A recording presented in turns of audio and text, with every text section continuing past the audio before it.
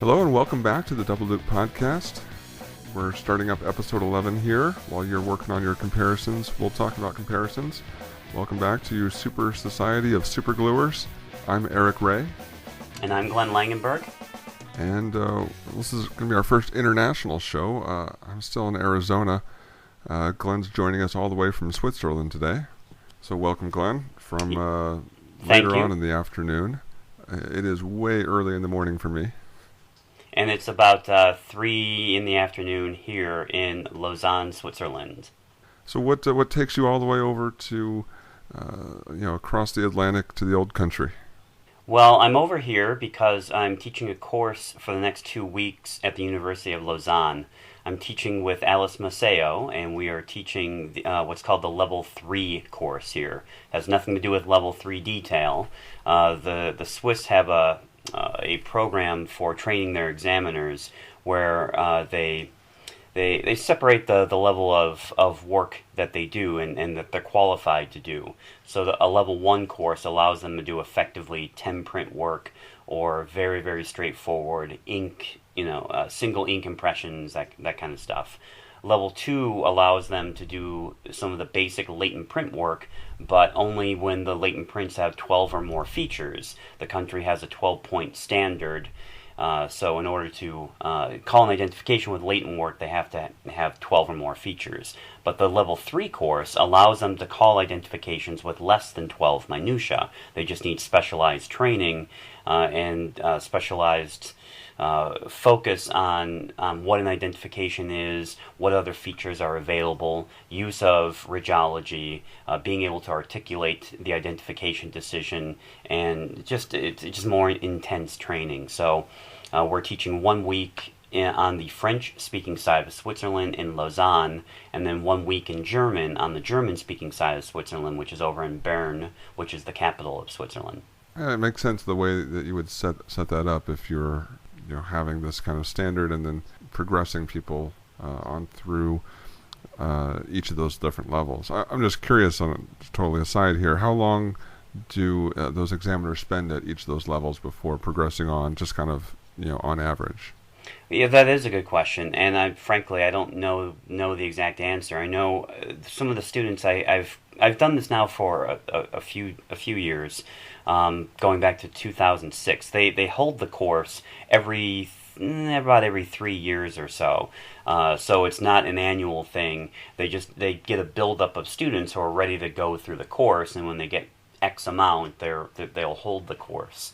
And when I have the students come in, some of them are a little newer and some of them have been around for a while. So I think it sort of depends on where they are in their career and if they're ready for the next step and they've shown an aptitude or an interest in this. And then certainly different parts of the country, like the examiners in Geneva, tend to be a little more new and a little newer to the experience because they progress a little faster. They see a lot more cases and deal with a lot more latent print work than some parts of the country which are more rural, where they really only work a handful of latent print cases, maybe a week. Huh, interesting. Well, for myself, as soon as we're done recording this morning for me, I'm going to hit the road, head up to the Salt Lake City area for a conference up there. It's the Tri-Division Conference between Arizona, Nevada, and Utah. And Penny Deckins and I will be giving a couple presentations there during the week. And I'm really looking forward to it. We just all have a good time, and it's good to see people you haven't seen in a year or so, and catch up on all sorts of stuff. But we're planning on having lots of fun this week. Oh, fantastic. There's another article you wanted to follow up with about that British Columbia case. What was that you wanted to bring up? Yeah, just a little more fallout on this. That there was an article in the Vancouver Sun, article written by Ian Mulgrew, Mulgrew, from the Vancouver Sun, and he was sort of chronicling the event. And the first part of the article just talks about what the judge did. In fact, if you read it, it has a tone of good on you, judge. Good for you for doing your homework and being a little creative and thinking outside the box. And then sort of explains what happened and what he rejected. There's frankly though quite a few things that, based on reading the decision, I think there might have been some misstatement of facts. He talks about in the article talks about how the examiner didn't use the original evidence. He just used a photocopy. But as my understanding, he used a photocopy of the known print, not the latent print. The article suggests that he used a photocopy of the latent print, which I highly am suspect that that's true. I don't believe that is true. All right. And but towards the end of the article, I thought he essentially sort of after going through it all and sort of almost complimenting the judge on his ingenuity, says, however, he was really acting outside his bounds, and talks about quite a bit how jurors, if a juror was to do this, they would be admonished pretty quickly, if not dismissed from the jury, that they're not supposed to do their own internet searches and so on. I mean, that's the whole point of making a record in the courtroom, is what facts were presented to the trier of fact, because the prosecutor or defense has formally introduced a fact or some information, so we know what has been considered. So for a juror or a judge to go and start doing their own internet searches, their own stuff, you don't know what weight is being placed on it versus what facts have been introduced, and then again, it's not real clear where the information is coming from. And again, some of the things that we discussed in the last episode the judge relied on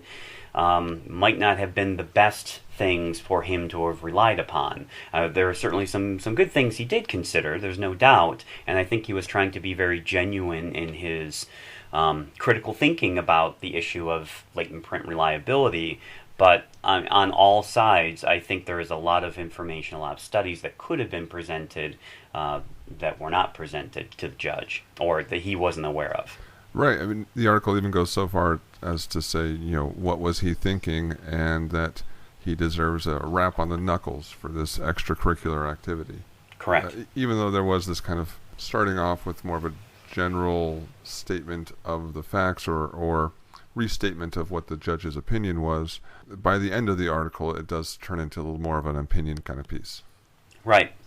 And for that very reason, the points that the author was making was why I was pretty confident that this is going to get overturned. I think that this will just be a very easy thing for the courts to consider, or the higher courts to consider, and I'll be very surprised if it stands. Yeah, I think I pretty much agree with that. All right, Glenn, ready to move into the main portion of today's podcast? Yes. Yeah, it's actually, as I understand, Eric, you had the good fortune to publish an article in the Journal of Forensic Identification with Penny Deckent. And if you have a little time, I wanted to ask you a little bit about the article and get your general thoughts on it. And so if you would, please tell the audience the article citation and how to find the article if they want a copy of it. Sure. It is Sufficiency and Standards for Exclusion Decisions, and it was published just in this most current version of the JFI, the Journal of Forensic Identification. That's 2013 issue 6. If you don't actually get a copy of the JFI, that should be arriving here soon, is my understanding, within the next couple weeks. It's also available through the IAI's website at theIAI.org. Yeah, I think the online PDF is already available. I believe I've seen it already through the IAI website. And that's what I'm looking at now, because I haven't gotten my hard copy of it yet. Did you already receive yours? I don't know. I didn't as of last week, but I'm over in Switzerland now, right. So I'm not sure. That's what I meant was last week when you were still around the U.S. But okay, then that's fine. At least I know I haven't been forgotten yet. I'll keep looking for it in my mailbox.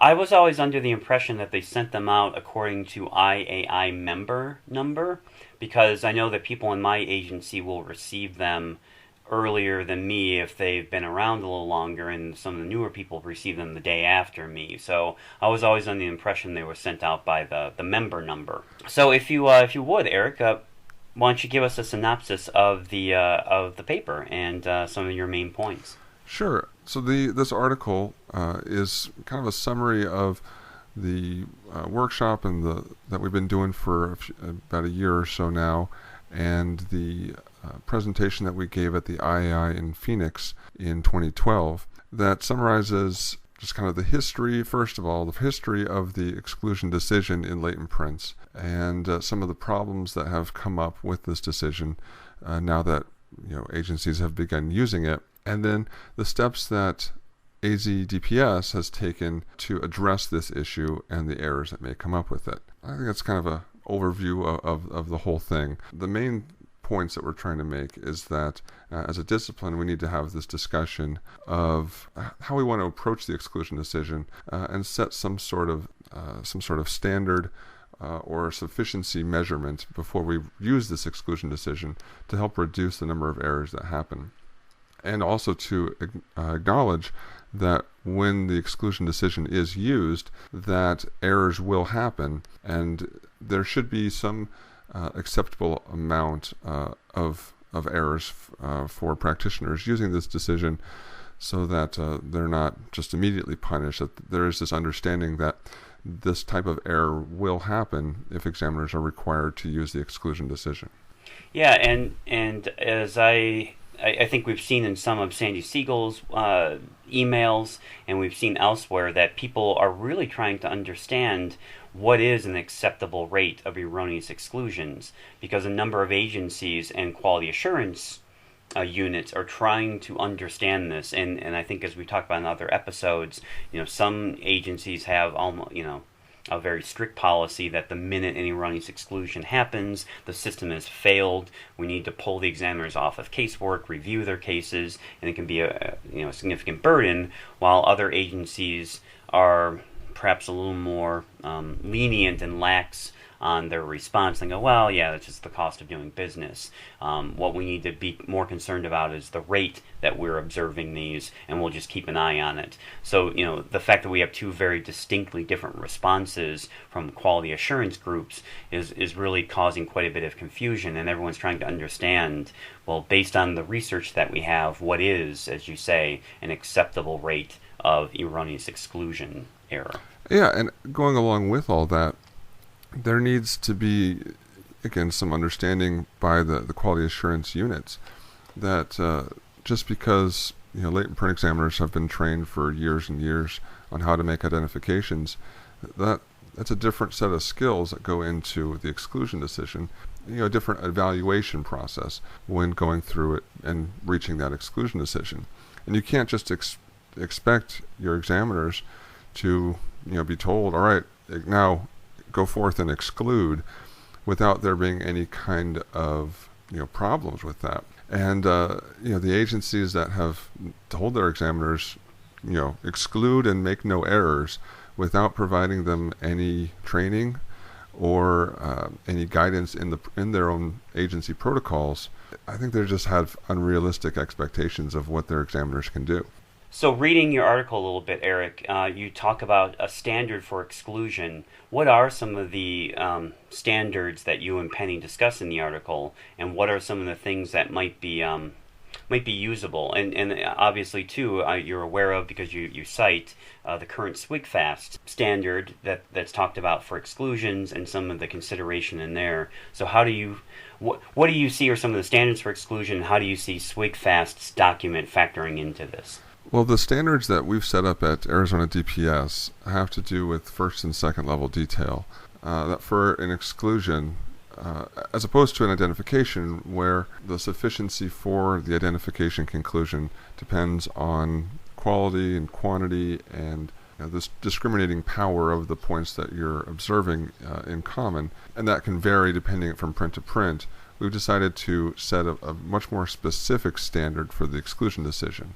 And that would require some sort of anchor point, is what we call it, and that's a focal point that limits your search. That's typically a delta or a core, but can also be a major crease, vestige, funnel area, or just a large first level pattern like the hypothenar that can't really be mistaken for something else. And once those search parameters are narrowed down, then more than one target group of second level points must be observed to reach an exclusion. And so we're trying to attack the problem from two areas here. One, with the anchor point, usually what we're talking about is a delta or core, so I'll talk specifically about those. These are like singularities in the friction ridge detail. everywhere else on the pattern, you can have an angle of the ridge flow. If you were to mark a point there, there'd be a theta, an angle to the point marked, like in an aphis system. But at these singularities, you basically lose that angle, because everything is so tightly changing right there at that point. So it's something that you can't really overlook. You can't miss it. You know exactly where you're going to be looking for that latent when you go looking for it in the knowns. So you're not going to skip over or overlook this anchor point, because it's really obvious of where it is in the knowns. And we'll also look for second level details, because those are the actual individualizing details in the print, and we want to look at more than one of them, because sometimes just one of them may be slightly distorted in a way where you don't see the similarities. So we're hoping by at least going to two of these target groups around our anchor point that we'll see the similarity if it's there, and then be able to prove the differences if they are different prints.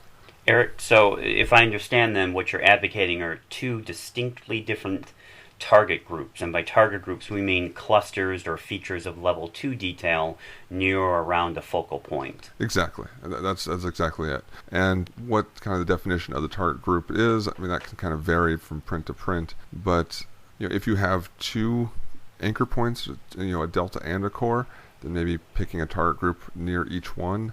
But if you only have one, then just picking a target group of second level features on either side. Something so that you can reach this kind of sufficient amount of proof for your exclusion. Now, you're right, you were saying earlier that SWGFAS has come out and has talked a little bit further about the exclusion decision, and even included in their appendix of, what I like to call the main SWGFAS document. They talk about exclusions a little bit. I still think it's a little vague and maybe that's what SWGFAS was going for, was being vague enough for each agency to kind of adopt its own way through. But and I think you're right there. I think that it was one of those things where we wanted to have enough detail and instruction, but exactly as you guys have decided, internally you have chosen two target groups, or another agency, if they want to be more conservative, could have chosen 3 target groups, or another agency could have chosen 1 target group as long as it is in conjunction with a focal point. Something like that. Just an agency has some clear concept in mind of what will be sufficient for an exclusion. Right. And I know there are other agencies that have set forth kind of different standards for themselves. If they don't have the anchor point, then as long as they know distal orientation or anatomical origin, there's other options out there. We decided to go with this anchor point because we recognized that there were some exclusions that you were pretty damn sure about, and there were other ones that had some ambiguity. And the ones with the ambiguity were ones where you'd search and search and search, but since there was something in the print that made it so you weren't exactly sure where it was, where it came from, which way was up, that you'd keep searching and searching and searching. You didn't really reach this certain level of, okay, now I know I'm done. With an identification, you tend to get there. You look at everything that there is available, everything that matches up, and then you get reach to a point where you know you're done, and you can evaluate everything to determine whether it's an ID or inconclusive. For the exclusion side, even if you don't know the proper orientation or the proper anatomical origin of the latent print, if you have a delta, you can search through every delta on all the fingers and the palm in all 3 orientations and still reach this exclusion decision, even though you're not exactly sure where it is, because there is this huge obvious feature that you're going to search, and it can only be in so many spots. What we're trying to get at is beyond the rules that we've set forth to help us out in protocols, more this philosophy of the exclusion decision, where you find sufficient proof for the exclusion. It's just not this default of I've looked and looked and looked and didn't find the ID, that there's something more than that. That after you've gone through that process, you go through an additional process of finding enough proof for the exclusion. Right. So, I mean, what I hear you saying is that just because you don't find it, it doesn't mean it's an exclusion. In fact, it's just the opposite. You have found evidence to support and, if you will, quote unquote, prove that it is not from the same source. Exactly, and with an identification, you're looking at things that are the same, and you're evaluating if they're same enough to make the ID. If you find this anchor point like a delta, well, both prints that you're comparing, even if they're not from the same source, would have a delta. Your latent and your known will both have a delta. So you can go to this thing that's the same and then find differences around it. That's not possible when you don't have this major anchor point. If you just have a tip of a finger, you can't go to this exact feature that's the same in both prints. You just have to scan through and look for the similarities. You don't quite reach the same level of proof for yourself when you don't have this anchoring point. And this is probably one of the things that would come up in the phrase, no identification was effected. After an exhaustive search, no identification was effected. And under that type of opinion, where some agencies, or probably some listening agencies, maybe still report that way, that was the issue with ambiguity, was that it wasn't understood if it was a true exclusion that you found the proof to show that they're not from the same source, or you simply looked and looked and looked and couldn't find any corresponding features. As you're noting, these are completely different, yet under no identification affected, this more general ambiguous term, you can't tell which way the person is really going with that decision. Exactly, and that was the reason that that ASCLD Lab or other accrediting bodies, pushed to move away from the ambiguity of no identifications affected.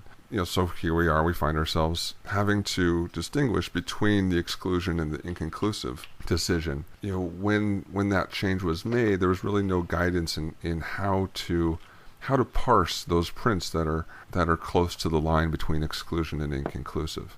And there's now lots of different ways out there that agencies have come up with that parse those comparisons out. Yeah, in fact, if you don't mind me bringing one of them up, it was an examiner in your agency. I won't name the examiner. I'm just familiar with the details, and this particular examiner actually had it on CLPEX for a while. So, but I won't out them unless they wish to be outed.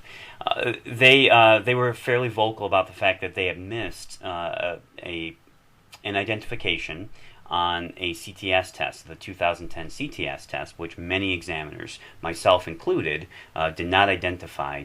I didn't find it on the test, and this examiner from your agency also did not. And my understanding was when the quality assurance unit was getting involved and they were looking at solutions, and they need, after doing a root cause analysis, one of the things that was recommended to the examiner, which I refer to as the go back and think about it policy, was that they couldn't make an exclusion on the same day that they did the search. They essentially had to wait 24 hours, look at it again the next day, and then decide if they were going to make the exclusion decisions reported. So that's why I'm calling it the go back and think about it. Right. That was your agency, right? And is that still in place today, or is there any remnants of that, or have what you and Penny been investigating, has this superseded any of that? That all went down before our agency had firmed up our protocols on what we require for an exclusion. That was right in the middle of, I think it was just about a year after we had officially started doing exclusions, and then things were still kind of parsing out of how we were going to handle everything. It was a lot of change during that time for us, of change in policies, change in how we were going to approach it, change in what we were going to do when errors occurred. So I think that was right when we got some of our first erroneous exclusions, and even change in personnel as people were moving in and out. So that's not still a policy at DPS, though. But I mean, actually, on a gut level, there was something kind of to that. There's something I think examiners can appreciate, that we've all heard the stories that if you're doing your searches at the end of the day and you don't see it, put it down, come back the next day, and how many times do you then find it the next day? So I mean, I think there was this sort of trying to capture a little bit of that element. I'm not necessarily of the opinion that it's a good or a bad thing either way, or if it needs to be just best practice versus mandated agency policy. And what I would say on that, and this actually goes specifically to that print that was on that CTS test, is it's more of you can't really dictate it through policy. It's just more of a way that you approach comparisons personally. A mindset when you're going through and comparing, especially coming before you get to the exclusion. It's not necessarily wait until the next day, but it's maybe similar to that. And it's after you go through and you search your target groups, especially if you don't have an anchor point to close in on exactly what you're looking at. But even if you do, go back and reanalyze the latent print. Move the dot if you've marked it out, in Photoshop or some other program, Midio or whatever it is. Move the dots around, or get rid of all of them and start over again. Give the latent print some credit as to, well, maybe it's this. Maybe this is a bifurcation. Maybe this is the ridge ending, or maybe this is doing this instead, or maybe what I thought were opposing ridge endings actually is a continuous ridge.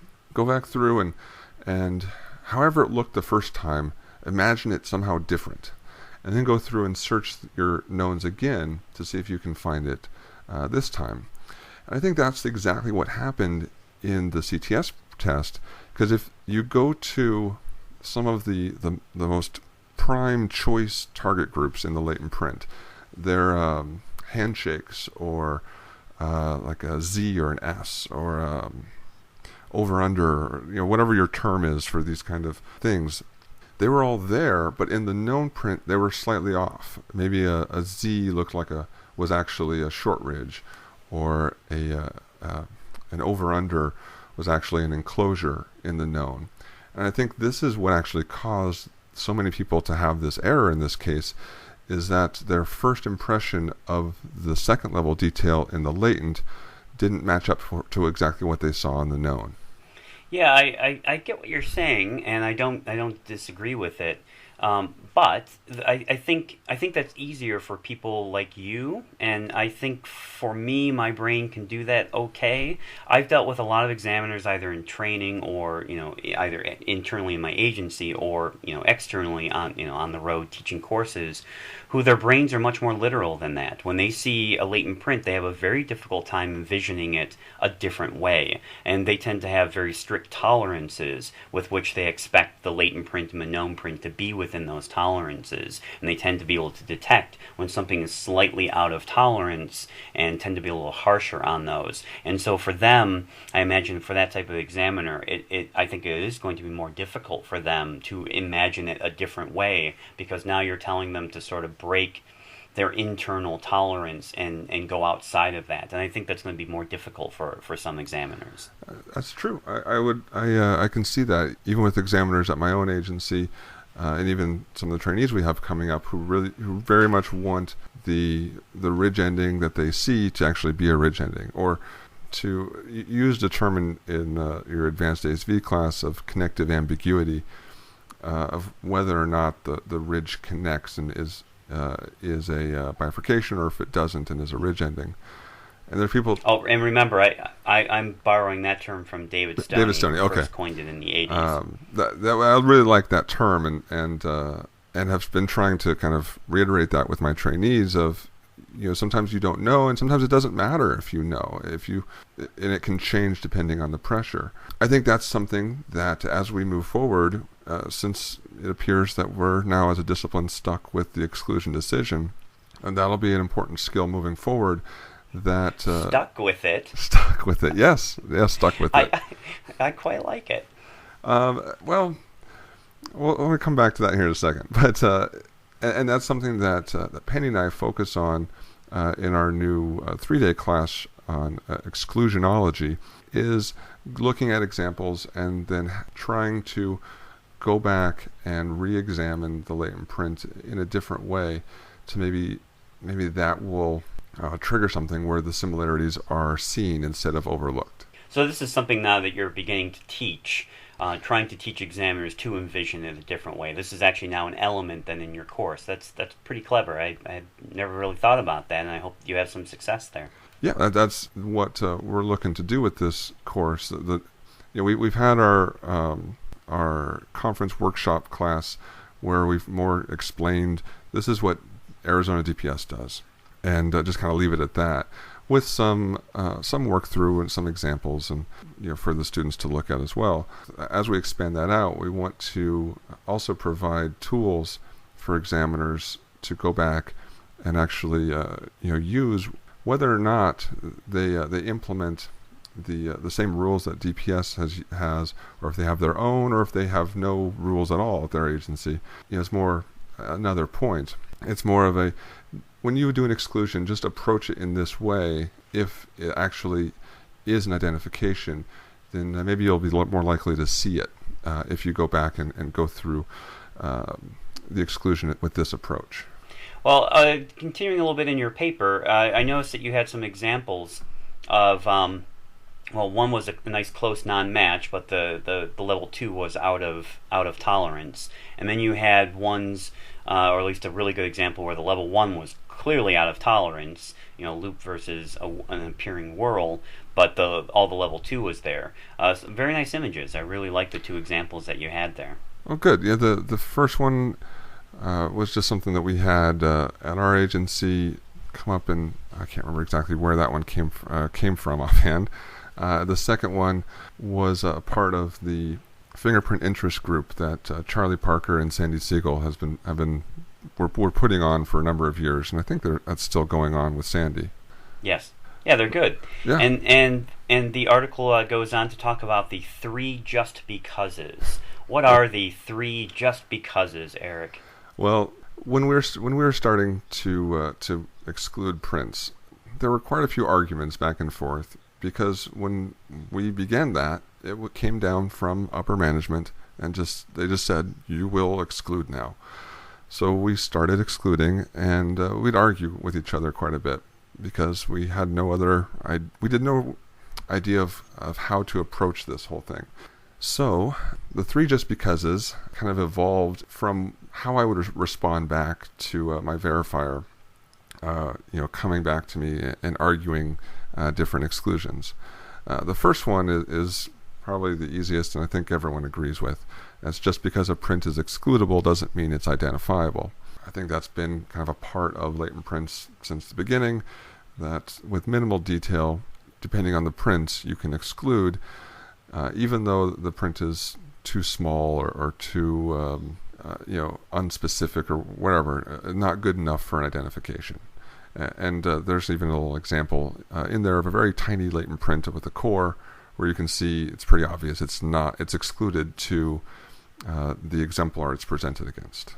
Yeah, and a phrase that I sort of like here that I've used, and in fact in the course that John Black and I will be teaching, we talk a little bit about threshold and strategy. The quantum of information, the threshold for an identification, is different than that you need for an exclusion. I think that's what you're saying here. But also what you've said previously that I would also add here is not only are the thresholds different, but the strategy, the approach to an identification, the mindset and what you're looking for and what you need is also different than your strategy for an exclusion decision. So we actually have not only a threshold difference, but a strategy difference in approaching those decisions. That's exactly it. And the second just because is a little more controversial, and half expecting to hear stories of books thrown across the room or burned, or may get some argument at least on this one. And that's just because a print is identifiable doesn't mean that it's excludable. And what that basically says is, because there's, like you're saying, different thresholds that are used in these 2 different decisions, just because you meet the threshold for an identification doesn't always ipso facto automatically mean that you can exclude it as well. So the example that we chose to demonstrate this came from a paper about 10 years ago in the JFI on the 0-point ID. And it was basically an identification made solely on third level detail and incipient ridges. And whether or not you agree with that identification is really beside the point. It's more a demonstration that hopefully that the reader can can envision a latent print with enough third-level detail that they could identify, but that the latent print is so non-specific as to its location and with very minimal second-level points or none, that it wouldn't be feasible to exclude that latent print. Yeah, I think that's a really good example that you used, the one from the scope of the rifle. I think, too, that this is in line with what Swigfast was saying, that when it comes to the level 3 detail, while it's usable for an identification, there might be concerns about excluding on level 3 detail alone, and I think that's sort of what you're hitting on here. And what we're trying to kind of dance around is that if you accept this statement that just because a latent print is identifiable doesn't make it excludable, then you would have problem using approach 1 from the Swigfast document of different approaches to latent print comparisons. Because with approach 1, they deem every single print that is identifiable to also be excludable. And so this is kind of the controversy that I'm envisioning, is that this statement does not work with approach 1. I see your point. Yeah, that's a very, very interesting point. I could see how that will be confusing, if not irritating, to some individuals. Although even in these approach 1 agencies, there's a number of people who I think secretly would love to adopt elements of some approach 2. Again, things are in flux and may change and may be adapted over time. Who knows what the GGs are going to be doing when they take over here, whenever they take over. That would be at least something to consider, is this concept of automatically assigning excludability to something just because you have enough to identify.